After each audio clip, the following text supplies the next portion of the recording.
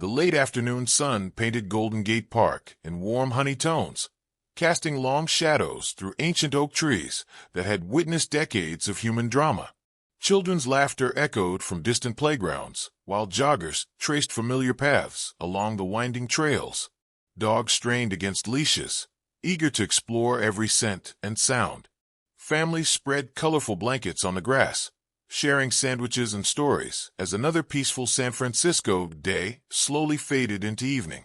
But beneath the weathered oak near the northern entrance, absolute stillness commanded attention. Mike Tyson sat alone on a simple wooden bench, his massive frame draped in a faded black tracksuit. Time had etched lines across his face, but those eyes still held the intensity that once terrorized heavyweight divisions. His hands, the same weapons that had demolished champions, rested calmly on his knees. Calloused fingers that once delivered knockout punches now crumbled pieces of granola bar for a small group of pigeons pecking at his feet. This wasn't the Mike Tyson of roaring crowds and championship belts. This was a man seeking something far more precious than glory, peace. The kind of quiet that money couldn't buy and fame couldn't guarantee. He watched the pigeons with patient fascination, their simple existence a welcome contrast to the chaos that had defined much of his life. No cameras, no interviews, no expectations. Just a former champion feeding birds in a public park, invisible to the world around him. The gentle rhythm of city life continued its familiar dance. Cyclists pedaled past on designated paths, while elderly couples walked arm in arm, pointing out flowers and commenting on the weather. Teenagers played basketball on nearby courts, their sneakers squeaking against concrete as they called out plays and celebrated successful shots. Office workers hurried home with briefcases and coffee cups, eager to escape another day of corporate routine. Tyson appreciated this anonymity. For once, he wasn't the center of attention. No one recognized the legend sitting quietly among them. He was simply another person enjoying the park, another face in the crowd seeking refuge from life's complications. The tracksuit hood pulled forward cast shadows across his features, making recognition even more unlikely. This was exactly how he preferred it, unnoticed, unbothered, and completely at peace with his surroundings. Officer Daniel Carras had different plans entirely. The 38-year-old LAPD veteran strutted through the park with the confidence of someone who believed authority was his birthright. His polished badge caught sunlight, while his boots struck pavement with deliberate force. Every step announced his presence, demanding attention and respect from anyone within earshot. The mirrored sunglasses reflected his surroundings, while concealing eyes that constantly searched for opportunities to assert control. Carras had built his reputation on intimidation and quick decisions. Fellow officers whispered about his short temper and tendency to escalate situations unnecessarily. Citizens filed complaints that mysteriously disappeared into administrative black holes. Supervisors looked the other way because his arrest numbers stayed high and his paperwork remained clean. In Carras's world, respect meant fear, and fear guaranteed compliance. Today felt particularly promising for flexing that authority. The park attracted all types: homeless individuals seeking shelter, teenagers potentially causing trouble, and adults who might be engaging in suspicious activities. His trained eye scanned every bench, every group, every individual who seemed out of place or potentially problematic. Authority was a muscle that required regular exercise, and public spaces provided perfect opportunities for that workout. The officer's attention locked onto the solitary figure beneath the oak tree. Something about the man's stillness irritated him immediately.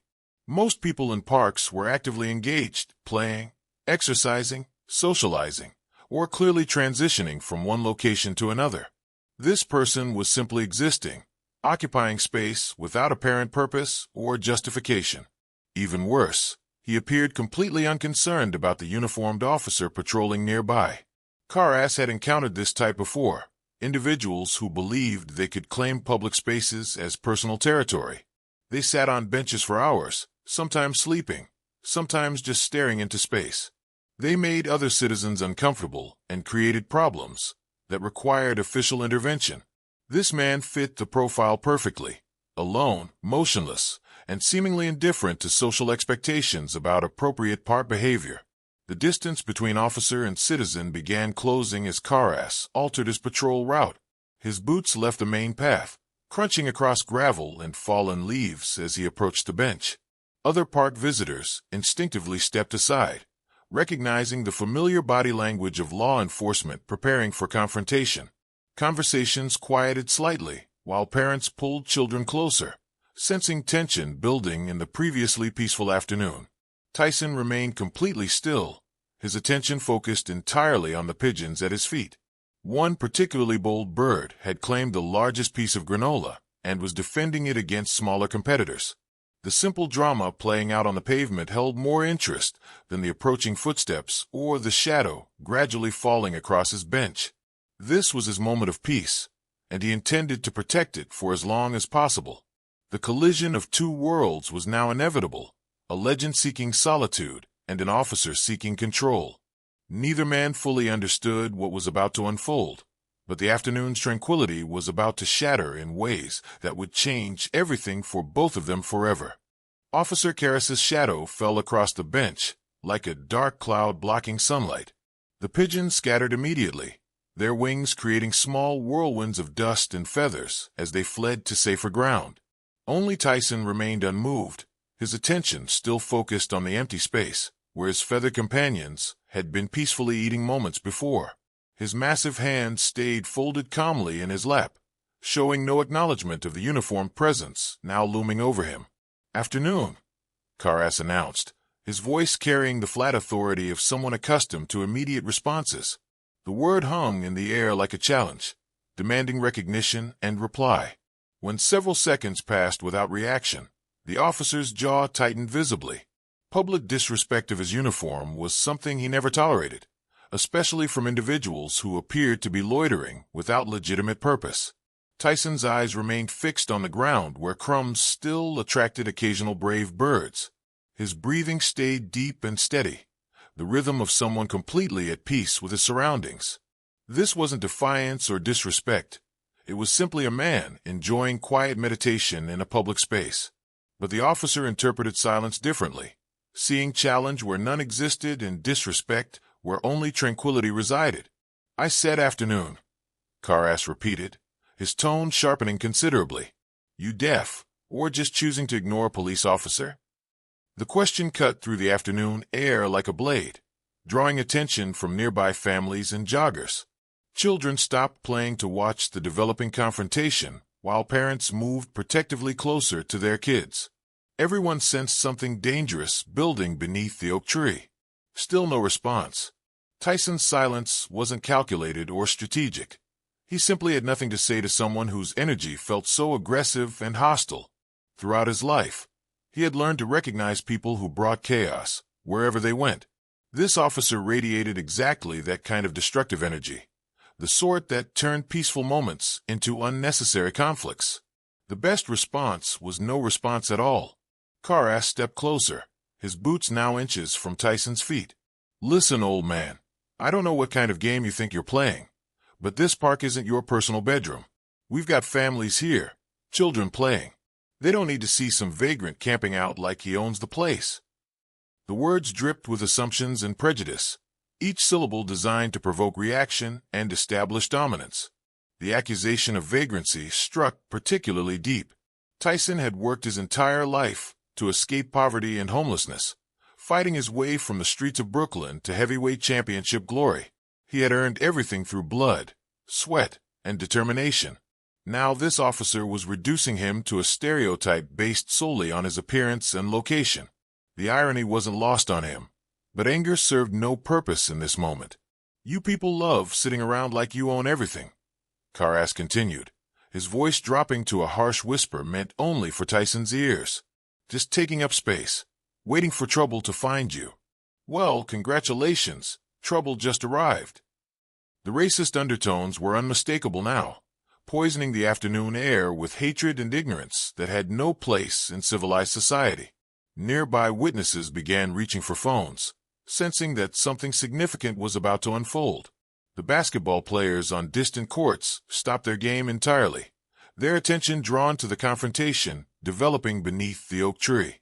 An elderly woman walking her dog paused 30 feet away, her expression shifting from curiosity to concern as she recognized the aggressive body language of the uniformed officer. Tyson's jaw flexed almost imperceptibly, the only sign that the officer's words had registered at all. But he maintained his composure, refusing to give this man the reaction he so desperately sought. Throughout his boxing career, psychological warfare had been just as important as physical preparation. Opponents would try to provoke him before fights, hoping to disrupt his mental state. This felt exactly the same, someone trying to bait him into losing control. You think because you're big, you can just sit here and intimidate decent people? Karas pressed, his voice rising enough for others to hear clearly. What's next? Selling drugs to those kids on the playground. Because that's what guys like you do, isn't it? Find ways to corrupt innocent neighborhoods with your presence. The accusations grew more outrageous and inflammatory with each sentence. Karas was performing now, putting on a show for the gathering crowd while trying to justify whatever actions he might take next. In his mind, he was protecting the community from an obvious threat.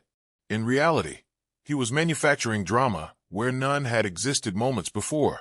Tyson slowly reached into his pocket and retrieved another piece of granola bar.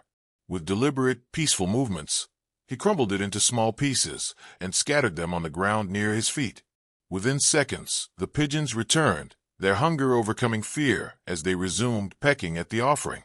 The simple act was both beautiful and defiant, a statement that kindness would continue despite hatred trying to poison the moment. Real funny, Karas snarled, interpreting the gesture as mockery rather than the peaceful act it truly represented. You think this is some kind of joke? You think you can disrespect my uniform and just sit here feeding rats with wings?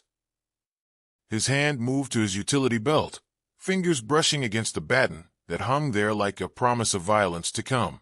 The confrontation had reached a critical threshold. Two completely different worldviews were about to collide with devastating consequences for one of them. The afternoon's peace was about to shatter completely. The park fell into an unnatural silence as Officer Karras's hand closed around his baton. The polished black weapon felt familiar in his grip. He had used it countless times to enforce compliance and establish dominance. Today would be no different, except this time his actions would be captured by multiple cameras and witnessed by dozens of people who would never forget what they were about to see unfold. Stand up, Karas commanded, his voice carrying across the immediate area like a gunshot. This isn't a request anymore, old man. You're going to show me identification, and then you're going to move along before I make you move. The ultimatum hung in the air like smoke, choking the remaining piece from what had been a perfect afternoon just minutes earlier. Tyson remained seated, his massive frame utterly relaxed on the wooden bench. His breathing stayed deep and controlled, the rhythm of someone who had faced far more dangerous opponents than an angry police officer with authority issues. This wasn't his first encounter with people who mistook aggression for strength, and it wouldn't be his last. The key was staying calm while others lost control. I don't care who you think you are, Karas hissed, stepping even closer until he was practically standing over the seated man.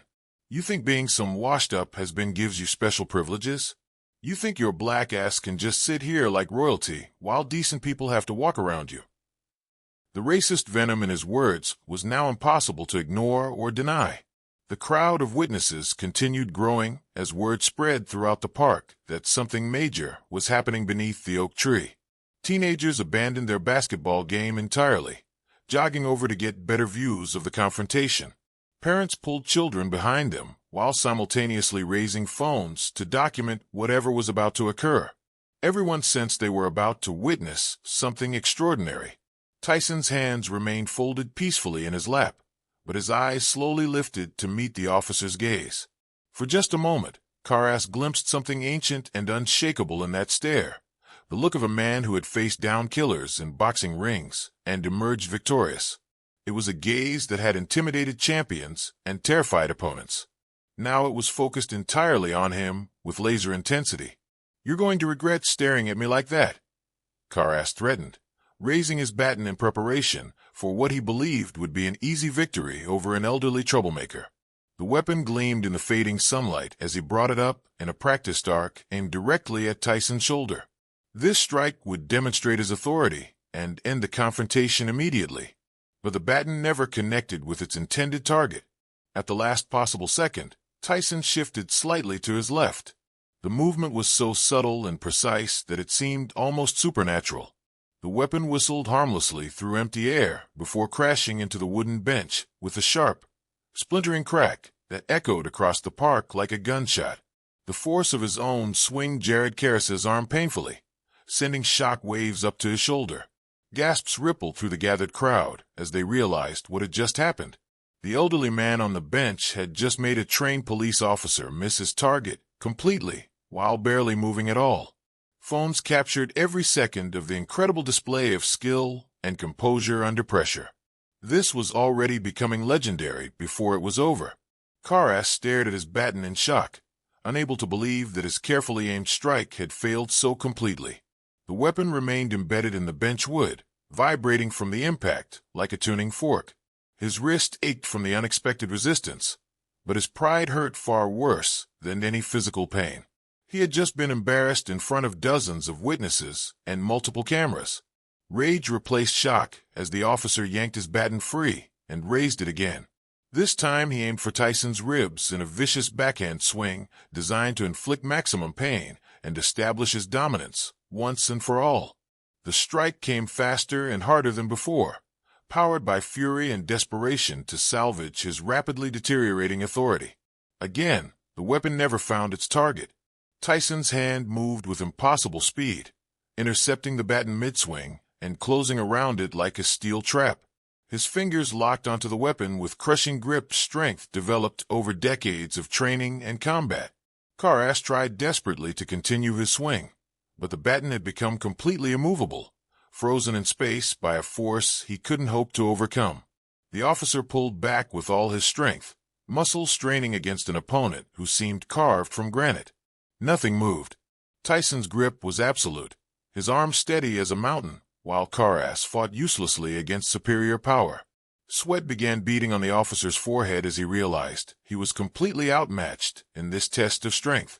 Then, with casual ease that defied belief, Tyson began guiding the baton downward. His movement was slow and deliberate, demonstrating complete control over both weapon and opponent. Karras found himself following the motion helplessly, his own weapon now being used to prove his powerlessness. When the baton reached ground level, Tyson simply opened his hand and released it. The weapon clattered harmlessly onto the pavement, rolling once before coming to rest at the officer's feet, like an offering of surrender. The sound seemed to echo forever in the stunned silence that followed. Everyone watching understood they had just witnessed something impossible. A seated man had just disarmed a police officer without even standing up or raising his voice. Karras stared down at his fallen weapon, his face flushing deep red with humiliation and rage. His authority had been shattered in seconds by someone who hadn't even bothered to stand up to confront him. The crowd was recording everything, capturing his complete failure for the world to see. His career was probably over, but his pride demanded one final, desperate attempt to salvage the situation. His hand moved toward his service weapon with practiced speed, fingers closing around the grip with deadly intent. The metallic click of Officer Karras's holster opening cut through the park's stunned silence like a blade. His service weapon emerged with practiced speed, the black steel gleaming ominously in the fading afternoon light. This was his final card to play, the ultimate symbol of his authority that no civilian could challenge or overcome. Or so he believed with the desperate confidence of a man whose world was crumbling around him. The crowd's collective gasp was audible from 50 yards away. Parents instinctively pulled children behind trees and benches, while teenagers scrambled for better vantage points to record what might become a tragedy. The basketball courts emptied entirely as players ran toward the confrontation, drawn by the magnetic pull of witnessing history unfold beneath the ancient oak tree. Tyson's response was so swift it seemed to defy the laws of physics. His hand shot out like lightning, closing around Karras's wrist before the weapon could be fully raised. The grip was absolutely crushing, applying pressure that felt like being caught in industrial machinery. The officer's fingers began going numb immediately, his control over the firearm evaporating as blood flow was restricted by fingers that had once knocked out heavyweight champions. "Let go," Karas gasped, pulling desperately against a force that felt supernatural. His entire body strained against Tyson's single hand, muscles bulging as he fought to free himself from the iron grip that held him captive. Sweat poured down his face as panic began replacing rage. This wasn't supposed to happen. Citizens weren't supposed to be able to overpower trained police officers. The natural order was being violated right before his eyes. Tyson's expression remained completely calm, almost bored, as he maintained his crushing grip on the officer's wrist. With his free hand, he gently plucked the service weapon from Karas's paralyzed fingers, like picking fruit from a tree. The motion was so casual and effortless that it seemed almost comical. Except everyone watching understood they were witnessing something profound and terrifying. The former heavyweight champion examined the pistol with detached curiosity, turning it over in his massive palm as if studying an interesting paperweight rather than a deadly weapon. He showed no aggression, made no threats, displayed no intention of using it against anyone. Instead, he simply bent forward and placed it carefully on the pavement beside the fallen Baton, treating both weapons with the respect they deserved while demonstrating his complete lack of fear. "Impossible," Karas whispered, staring at his empty hand as if it belonged to someone else. His entire identity was built around the authority those weapons represented. Without them, he was just another man in a uniform, stripped of the power that had defined his entire adult life. The realization hit him like a physical blow to the chest. The officer's composure finally shattered completely. With a roar of primal rage, he launched himself forward in a desperate tackle aimed at bringing down the man who had humiliated him so thoroughly. No technique, no training, no strategy, just raw fury and wounded pride driving him toward what he hoped would be redemption through violence. Tyson met the charge with the same casual ease he had shown throughout the entire confrontation. As Karas flew toward him with fists raised and teeth bared, the former champion simply shifted his weight slightly and extended one arm. The movement was so subtle that many witnesses missed it entirely, but the result was devastating and immediate. Karas's momentum carried him directly into Tyson's waiting arm, which redirected his energy with perfect timing and minimal effort. The officer found himself suddenly airborne, his feet leaving the ground as physics took over. For a brief moment, he hung suspended in space like a cartoon character who had run off a cliff and hadn't yet looked down. Then gravity reasserted itself with brutal efficiency. Karas crashed onto the pavement with a sickening thud that echoed across the park like thunder. The impact drove all air from his lungs in an explosive gasp that could be heard from 30 yards away. His head struck the concrete hard enough to blur his vision and fill his ears with ringing. Stars exploded behind his eyes as consciousness flickered like a candle in strong wind. The silence that followed was absolutely deafening. Not a single person moved or spoke as they processed what they had just witnessed. An elderly man sitting on a park bench had just defeated a trained police officer without breaking a sweat, without raising his voice, without showing even the slightest sign of effort or strain. It was like watching David defeat Goliath. Except this time David hadn't even needed a slingshot. Tyson remained seated throughout the entire sequence, his hands returning to their peaceful position folded in his lap. He hadn't even breathed heavily during the confrontation that had left a police officer lying unconscious on the pavement. The pigeons, apparently unconcerned by the violence, began returning to peck at the granola crumbs scattered near his feet. Karas gradually regained consciousness, his vision slowly clearing as the ringing in his ears faded to a dull buzz. Every part of his body ached, but his pride had suffered far more damage than his flesh. He rolled onto his side, gasping for breath, while trying to understand how his routine confrontation with a park loiterer had gone so catastrophically wrong. The crowd continued growing as word spread throughout the park that something extraordinary had just occurred. Phones captured every angle of the aftermath, while social media began buzzing with preliminary reports of the incident. The footage would go viral within hours, but for now, the immediate focus was on the fallen officer struggling to stand and the calm man who had just redefined everyone's understanding of what was possible.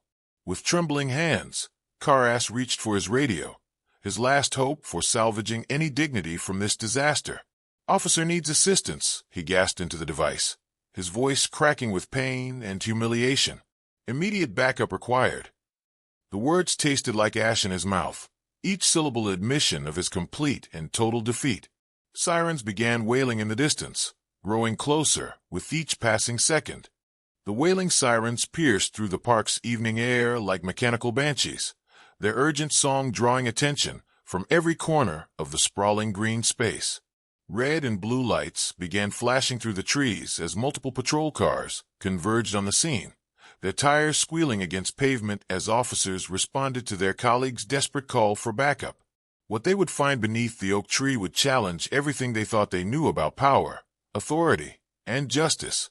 Sergeant Matthews emerged from the lead vehicle with the measured stride of a 25-year veteran who had seen every possible scenario play out in the streets. His silver hair caught the flashing lights, while his weathered face remained expressionless, taking in the scene with experienced eyes that missed nothing. The fallen baton, the service weapon lying on pavement, the officer struggling to stand, and most importantly, the elderly black man sitting calmly on the bench as if nothing had happened at all. "What exactly occurred here?" Matthews asked, his voice carrying the authority of rank and experience. He knelt beside the weapons, examining them carefully before looking up at Carras, who was now leaning against a nearby tree for support. The younger officers who had arrived with him fanned out to interview witnesses, but Matthews focused entirely on understanding the truth of what had transpired. "He attacked me," Carras gasped, pointing an unsteady finger at Tyson. "Took my weapons. Assaulted a police officer. That man is extremely dangerous and needs to be arrested immediately." The words came out in rushed, desperate bursts as he tried to control the narrative before witness testimony could contradict his version of events. Matthews turned his attention to the man on the bench, recognition flickering in his experienced eyes. Even after all these years, Mike Tyson's profile was unmistakable to anyone who had followed boxing during its golden era. The sergeant had watched this man fight on television, had seen him destroy opponents with devastating power and precision. Now he was seeing something far more impressive, that same power held in perfect check. "Did you strike this officer?" Matthews asked directly, his tone respectful but firm. He needed to hear Tyson's side before making any decisions about how to proceed. The crowd of witnesses continued growing, their phones capturing every word of the conversation that would determine how this situation resolved. Tyson looked up slowly, his brown eyes meeting the sergeant's gaze with steady calm. "He struck first," he said simply, his voice carrying the quiet authority of someone who had no need to embellish or justify his actions. "I defended myself." The words were delivered without anger, without accusation, just simple statement of fact that somehow carried more weight than any emotional outburst could have managed. "That's not what happened," Carras protested weakly, but his voice lacked conviction. The pain in his back and the humiliation burning in his chest made it difficult to maintain his fabricated version of events. Around him, witness testimony was already contradicting his account, painting a very different picture of who had initiated the confrontation and why. Matthews approached several witnesses, listening carefully to their accounts of what they had observed. The basketball players described an officer who had approached an innocent man sitting peacefully on a bench. Parents reported hearing racist language and unnecessary aggression. Teenagers showed him phone footage that captured the entire sequence from multiple angles, leaving no doubt about who had been the aggressor and who had merely defended himself. "Show me the footage," Matthews said to one of the teenagers, who eagerly pulled up the video on his smartphone. The sergeant watched in silence as events unfolded on the small screen. Carras approaching unprovoked, making racist comments, drawing his baton first, then his weapon. Throughout the entire sequence, Tyson never stood up, never raised his voice, never initiated any aggressive action whatsoever. The evidence was overwhelming and irrefutable. This hadn't been a case of resisting arrest or assaulting an officer. It had been a peaceful citizen defending himself against an unprovoked attack by someone who had sworn an oath to serve and protect. The badges and uniform hadn't made Carras right. They had made his actions even more inexcusable. Matthews walked back to where Karass stood swaying against a tree, his face pale with the growing realization that his career was over. "Give me your badge," the sergeant said quietly, extending his hand with grim finality. The words carried no anger, no satisfaction, just the weight of inevitable justice finally being served. "You can't be serious," Karass whispered, his eyes wide with disbelief. "He's just another street thug who got lucky. You're going to believe them over a fellow officer?" The desperation in his voice was painful to hear, even for those who had witnessed his disgraceful behavior just minutes earlier. "I'm believing the evidence," Matthews replied firmly. "Your badge." Now, the command echoed across the gathering crowd, many of whom began applauding spontaneously. They had witnessed justice in action, seen accountability enforced when it mattered most. The badge that had represented authority for so long now represented only the abuse of that sacred trust. With trembling fingers, Karass unpinned the silver shield from his chest. The metal felt impossibly heavy as he placed it in Matthews's waiting palm, each ounce representing years of service, now tainted by this single, catastrophic failure of judgment and character. His service weapon, radio, and other equipment followed, each item another piece of his identity being stripped away before dozens of witnesses and recording devices. "You're relieved of duty, effective immediately," Matthews announced, his voice carrying across the park like a proclamation of justice restored. "Report to Internal Affairs Monday morning for formal proceedings." The word sealed Karass's fate completely. His law enforcement career was over, ended not by bullets or tragedy, but by his own hatred and poor judgment. Karass stumbled away from the scene without another word, leaving behind the wreckage of his career and reputation. The crowd parted to let him pass, their silence more damning than any verbal condemnation could have been. He had fallen from a position of authority to complete disgrace in the span of 30 minutes, all because he couldn't respect the dignity of a man feeding pigeons in a public park. Matthews turned his attention back to Tyson, who had remained seated throughout the entire aftermath. "Would you be willing to provide a statement?" he asked respectfully, recognizing that this man had shown remarkable restraint in a situation where others might have responded with devastating violence.